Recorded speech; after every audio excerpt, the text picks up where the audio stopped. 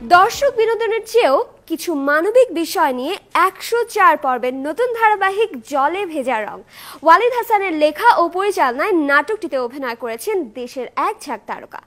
অন্ধ ভালোবাসা আর পারিবারিক টানাপোড়েন নিয়ে এগিয়েছে গল্প।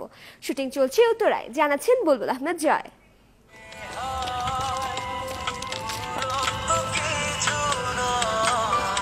ভালোবাসার অন্ধবিশ্বাসে বাস্তবতাকে অস্বীকার, আর তার সূত্র ধরেই ঘটতে থাকে একের পর এক পারিবারিক দ্বন্দ্ব।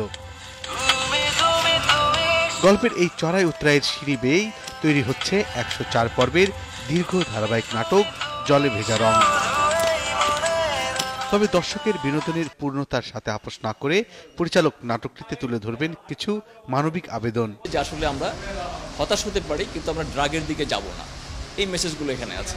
আর কুসংস্কার যেটা আস্তে আস্তে ফুটে উঠবে সেটা হচ্ছে যে সন্তান মাকে খুন করে আসে না, অসচেতনতার কারণে মাতৃ মৃত্যু হয় এখানে, এই বিষয়টা চলে আসছে এখানে। আর চরিত্রের দীর্ঘ তালিকার পাশাপাশি থাকবে প্রত্যেক অভিনেতার আলাদা আলাদা চারিত্রিক বৈশিষ্ট্য। বেশ অনেকদিন পর একটা ডিফারেন্ট টাইপের ক্যারেক্টার আমি প্লে করছি।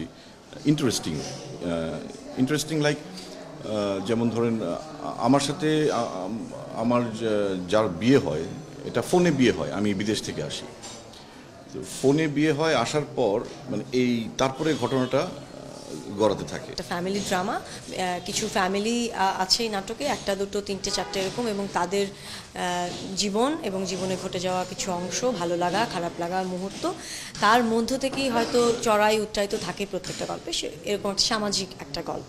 জীবন মৃত্যুর সাথে পারিবারিক সম্পর্কের জটিল সমীকরণের ধারাবাহিকটি তার পর্বের দীর্ঘতাকেও আরও দীর্ঘায়িত করতে পারেন পরিচালক। তবে সবকিছুই নির্ভর করবে নাটকটির জনপ্রিয়তার উপর। আগামী মাস থেকে একটি বেসরকারি টেলিভিশনে শুরু হবে জলে ভেজা রঙের নিয়মিত প্রচার। একটু ডিফারেন্স লাগবে, মানুষ ডিফারেন্স পছন্দ করে। আচ্ছা ঠিক আছে, দাড়ি গোফ কাটবো না, আসি তাহলে। হ্যাঁ, বুলবুল আহমেদ জয়, ৭১, ঢাকা।